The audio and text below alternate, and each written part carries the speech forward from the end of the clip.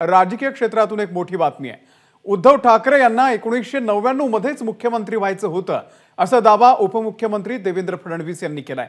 1999 मध्ये ठाकरेंना मुख्यमंत्री व्हायचं होतं म्हणून त्यांनी अपक्ष आमदारांच्या मागण्यांकडे दुर्लक्ष केल्याचा दावा देवेंद्र फडणवीस यांनी केलाय।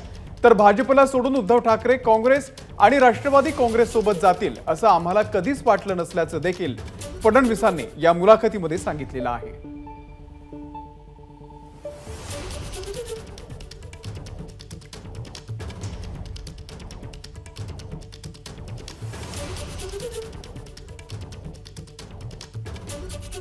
तर या मुलाखतीमधले महत्त्वाचे मुद्दे आपण बघतोय।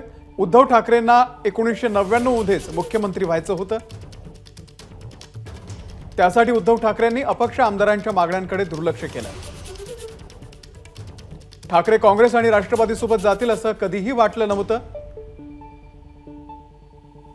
पण 2019 मध्ये उद्धव ठाकरेंनी वेगळी आघाडी केली। आम्ही वैचारिक निष्ठांना सर्वाधिक महत्त्व देतो।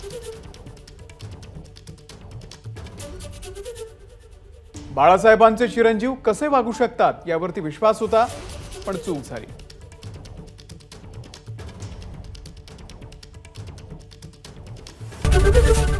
एबीपी माझा, उघडा डोळे बघा नीट।